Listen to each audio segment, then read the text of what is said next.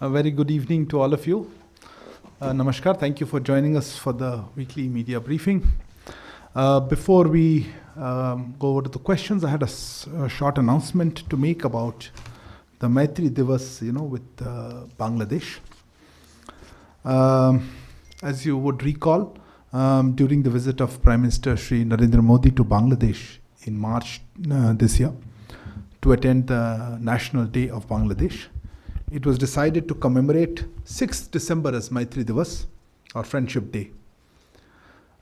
We may recall that 10 days before the liberation of Bangladesh in 1971, India had recognized Bangladesh on this day, 6th December 1971. India was one of the first countries to establish bilateral diplomatic ties with Bangladesh. Maitri Divas is being commemorated in 18 countries around the world, apart from, of course, in Dhaka and in New Delhi.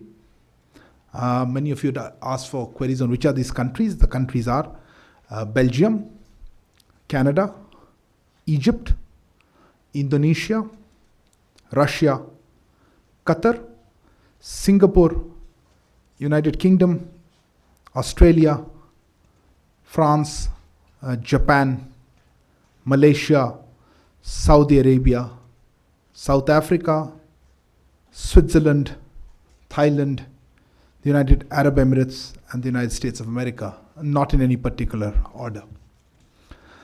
In New Delhi, the Indian Council of World Affairs will be organizing a special event on December 6, which will see participation from both countries. I wanted to emphasize that the holding of the Maitri Divas is a reflection of the deep and abiding friendship between the people of India and the people of Bangladesh that has been forged in blood and shared sacrifices. I think we'll take a few questions in the first round, please. Okay, Siddhant, we'll start with you. So my question is on President Putin's visit. Any details you can give? It's happening on 6th, on Monday. Also on the 2+2 as well, how the day starts and everything. Okay. Anyone else related to this? If not, let me just share with you something. I think this would be a topical issue. Look, as we announced last week, the visit of Russian President, His Excellency Vladimir Putin, will take place on 6th December. He will be here for the 21st India-Russia Annual Summit. Actually, there will be a series of meetings on that day. We foresee a very intensive engagement during the day and culminating with the summit. The day will begin with Raksha Mantri and his Russian counterpart, His Excellency Sergei Shoigu, co-chairing what is known as the Intergovernmental Commission on, it's called the Military Technical Commission, I think, while in the morning. While External Affairs Minister will have a bilateral meeting with his counterpart, Russian Foreign Minister, His Excellency Mr. Sergei Lavrov. These meetings will be followed by the first meeting, the inaugural meeting of the newly instituted 2+2 dialogue mechanism at the level of the foreign and defense ministers.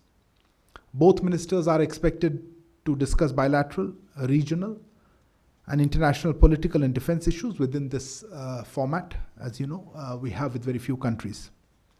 In the afternoon, the 21st India-Russia Annual Summit will be held, and we look forward to welcoming President Putin to New Delhi for this summit. As I have said earlier, the leaders will review the state and prospects of bilateral relations and discuss ways to further strengthen the strategic partnership between the two countries. And the summit will, of course, offer an opportunity to exchange views on regional, multilateral, and international issues of mutual interest. A joint statement is proposed to be issued at the end of the summit, which will encapsulate the discussions, understandings, and agreements signed during and also in the run-up to the summit. As you know, this is an annual event held alternately in India and Russia, so you're well familiar with the format of that, but this is happening after some break, and we will try to share with you more details as the event progresses or happens on these various elements. So that is Hindi. Yes, sorry? Okay, you want the entire thing in Hindi? Okay, to the extent possible.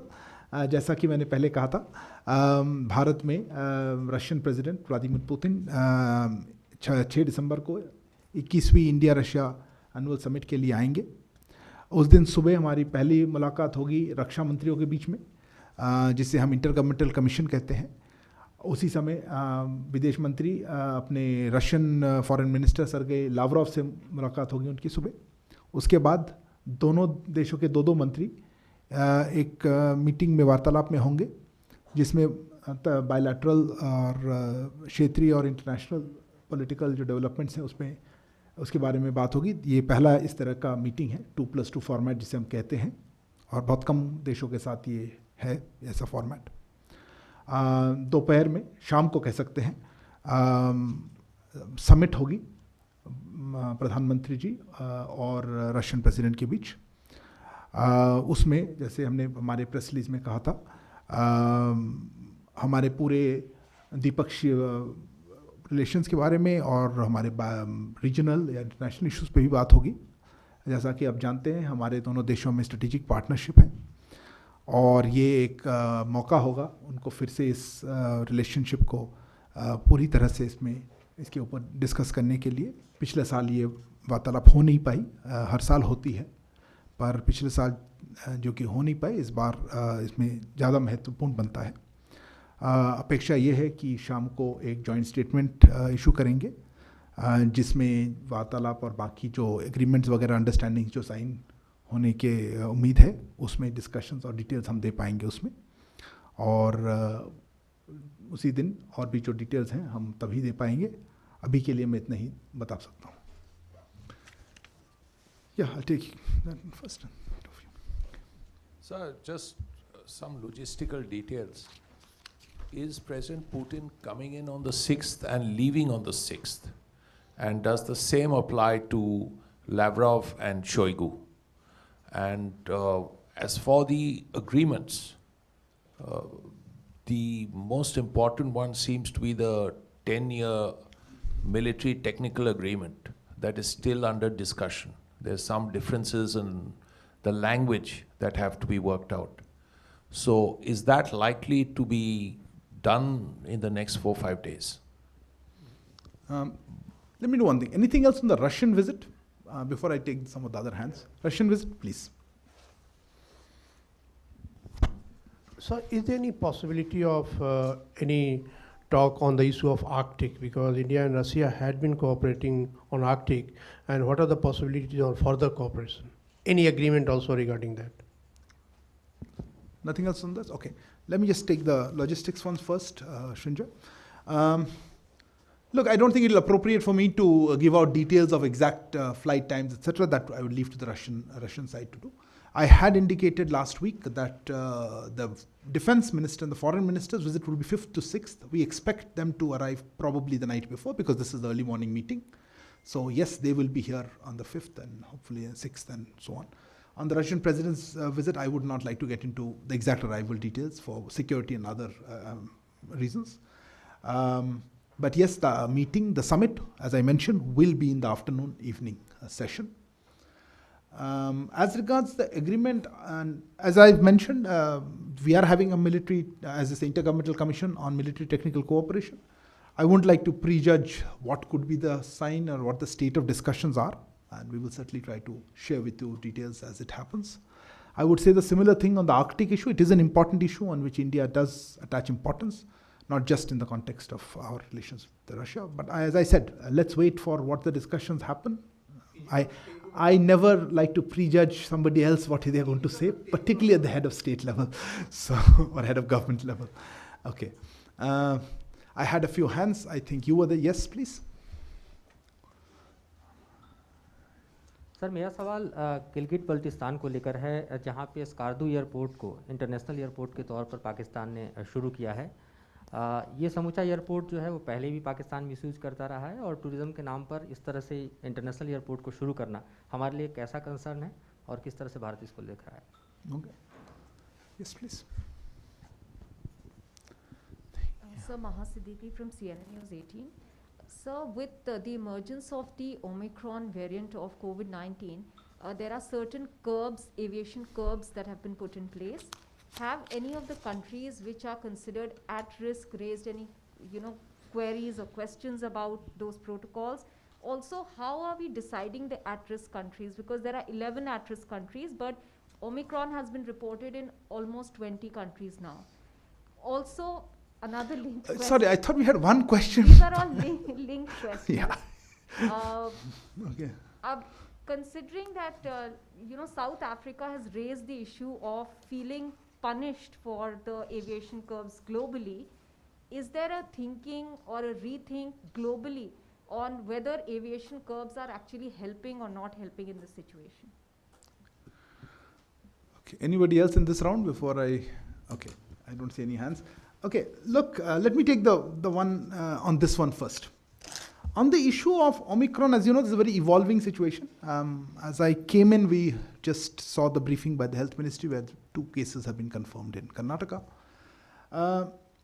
You mentioned 11 at-risk countries. That's actually not accurate. The first element of that says countries in Europe, including the UK. So that's a large number of countries. The actual number of countries will be much larger. This is a technical and a technical decision, and I would say based on facts and evidence by our health and regulatory authorities. As you know, there have been changes in this list. This list existed prior to Omicron, so I won't say this is an Omicron-related list at all, even in the earlier version of the regulations that were announced in October. This is based on the incidence profile of COVID-19 in that country, and there is changes in this list depending on what actually happens on the ground. At this point, there are 11 entries in that list. The first entry, as I said, countries in Europe, including the UK. I'm not aware of any particular country having raised the fact that they are on that list or not. But I do want to clarify, since you mentioned it, that we don't have travel curbs as such. Some countries have stopped flights from that region, or countries they define vis-a-vis Omicron. We haven't done that.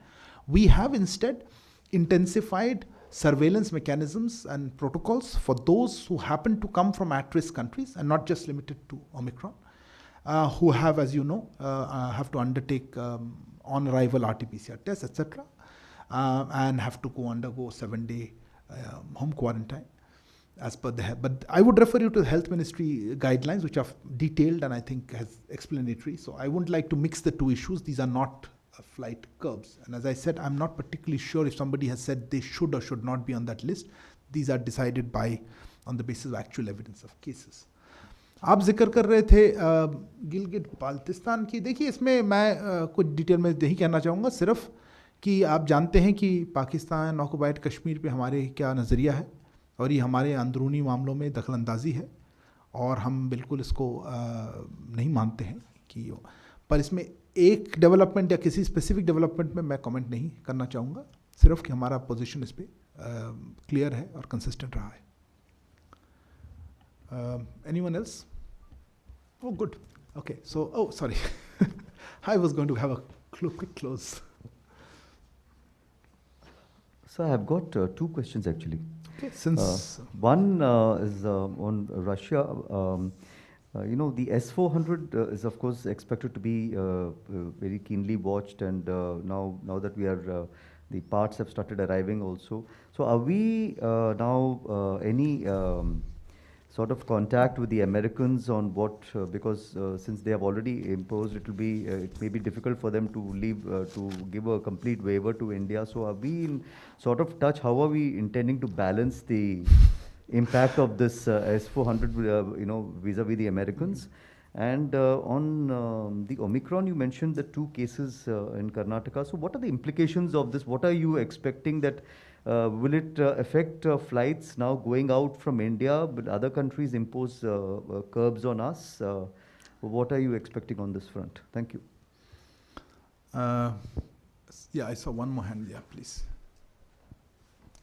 We have empathized with countries in Africa about the new variant. Sorry, I didn't hear you. We have empathized with countries in Africa about the new variant, and any plans of exporting the vaccines there.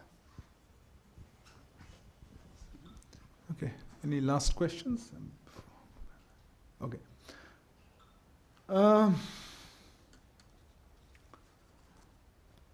हमारे language में होता है loaded question कहते हैं. पहले आपने S-400 का ऐसा पेचीदा क्वेश्चन पूछा है, आपने उसमें बहुत सारे स्टेटमेंट्स दिए हैं. Let me just clarify. I am not supporting any of those things. You have made lots of comments. I feel like I'm in court saying I deny everything that I do not formally accept. Let me just reiterate, I think, where we stand on this issue. The delivery of parts, etc. I'm not aware of any of this. I'm not commenting on any of them. Let me just reiterate what I said, I think, last week or before. Defense procurement is a matter for Ministry of Defense. I would please request you to contact them. On the CATSA you referred, as we have said, India and US have a special global strategic partnership. And we also have a very special and privileged strategic partnership with Russia. And as we are all aware, we pursue an independent foreign policy. This applies to our defense acquisitions and supplies, which are and will continue to be guided by our national security interest. I said this earlier, and let me just repeat that on that. On Omicron,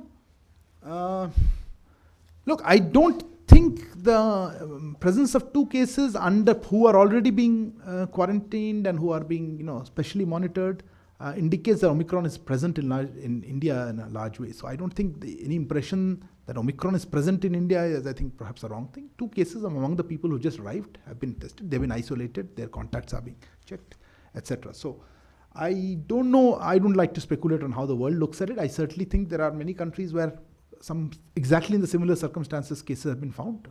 I don't wish to speculate. As I told you, we haven't imposed any travel restrictions as such or flight cancellations. On Africa, you would recall, I think it was a few days ago, particularly in the context of after Omicron was discovered, we issued a press release which was quite clear about, you use the word empathize, and that's probably the right word. We did offer at that point our support, both in terms of exporting the vaccines and other medical assistance that we could give, supplies, assistance. We named a few countries. We also indicated whatever they had requested had been cleared. We stand ready to supply essential life-saving drugs, test kits, PPE kits, gloves, whatever else, medical equipment, ventilators, whatever they require, depending on the situation. And we are also willing to look at deepening our medical cooperation or collaboration, whether it is in virus characterization, genomic surveillance, etc. We will let you know if such requests come and what is, what takes place on that. But it will be naturally at the request of the countries concerned. Okay. So after we organized NSA level meeting of the neighbors of Afghanistan, what is the follow-up? What is the situation that we decided in that meeting? And also that, we had requested Pakistan to give us land route to send wheat and other materials to Afghanistan. What is the progress on that? 2 different issues, right? It is related. No, I'm not holding you to it. I'm just clarifying that they're not linked.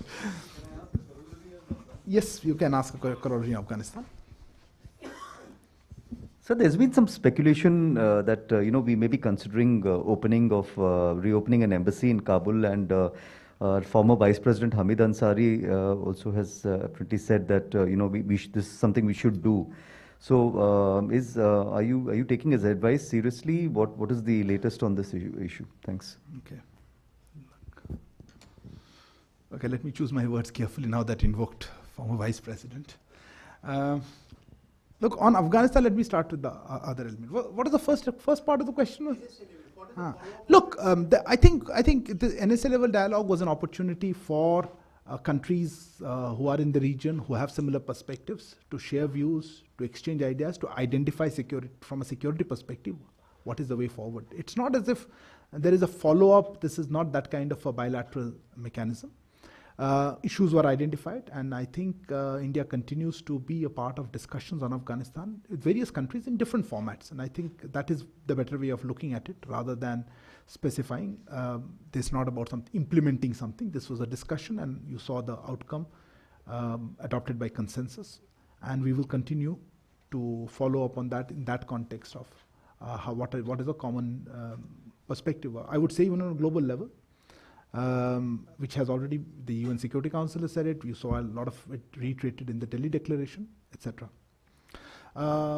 Regarding the issue of Kabul, Look, I am not privy, and I'm not going to comment on media reports like such things. I haven't heard anything particular that he has said. Otherwise, I've only seen some media reports. As you know, we have stated our position on this issue quite clearly in the past and consistently. I think UN Security Council Resolution 2593 captures it quite clearly what the expectations of the international community are there.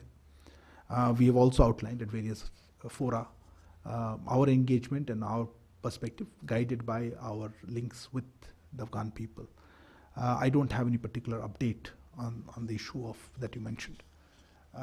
Your other query was on Pakistan. Yeah, on the wheat thing. Look, as we mentioned last week, we had received a response from Pakistan. I think it was November 24th that we received a response. We had given our proposal, I think early October 7th, for humanitarian assistance access into Afghanistan. We had been looking to supply 50,000 metric tons of wheat and life-saving drugs to Afghanistan, Afghan people. Since then, we have had discussions with Pakistan on the modalities of this supply. These discussions are ongoing. Let me reiterate our belief that humanitarian assistance should not be subject to conditionalities. And as I said, since the discussions are ongoing, we will share further updates as and when we have them. कौन सा part? Afghanistan वाला या wheat वाला जो गेहूं भेजने की हाँ, तो उसके बारे में मुझे कुछ कहना नहीं है. जो मैंने थोड़े लंबे तरीके से कहा कि मेरे पास कोई अपडेट नहीं है उस बारे में. अच्छा, नहीं, मैं समझ रहा हूँ, मुझे हिंदी में दिक्कत नहीं. मैं ये सब कह रहा हूँ कि पहले इसमें बात कर लेता हूँ. अभी जैसे मैंने कहा कि हमने इस विषय पे पहले भी हम कह चुके हैं, दोहरा चुके हैं कि हमारी क्या नीति है और हमारी ग्लोबल कम्युनिटी की तरफ से क्या अपेक्षाएं हैं. यूएन सिक्योरिटी काउंसिल की रेजोल्यूशन 2593 में कुछ कहा गया था. हमने भी कह रखा है किस तरह के हमें क्या अपेक्षाएं हैं वहाँ से अफगानिस्तान में. अभी कोई ऐसा कोई डेवलपमेंट नहीं है हमारे पास जिसको मैं शेयर कर सकता हूँ इस विषय पर. और गेहूं के बारे में जैसे आपने बात कही, हमने पिछले हफ्ते उसके पहले कहा था कि नवंबर में 24 नवंबर को पाकिस्तान ने हमें कहा था कि उन्होंने उसका जवाब आया था. हमने 7 अक्टूबर को कहा था कि हम आपसे वो एक्सेस मांग रहे हैं 50,000 मेट्रिक टन गेहूं भेजने के लिए और कुछ जीवन रक्षक दवाओं के डिलीवरी के लिए. उसके बाद से इस सप्लाई के मोडालिटीज़, तौर तरीक़ों के बारे में पाकिस्तान के साथ बातचीत जारी है. मैं यही दोहराना चाहता हूँ कि मानवीय सहायता शर्तों के अधीन नहीं होनी चाहिए. और जैसा मैंने कहा, ये बातचीत जारी है और जैसे कि कोई अपडेट होगा हम इसके आपको बताएंगे. नहीं, सॉरी. अच्छा, बताइए. If there are no other questions, this will be the last one. Okay. Yeah, go ahead. The question is that, you are requesting that this should be without any condition, but are you in talk with Taliban that if you send the wheat or any humanitarian assistance, how will they distribute it? Or we will put our agency or UN agency for distribution? Look, as I said, modalities are being worked out. Modalities will cover various, as I said, modalities are being worked out. We will, once we have certain clarity on the modalities, we will share with you on that. Okay, thank you very much for joining us today. That brings us to the end of this. Good evening. Namaskar.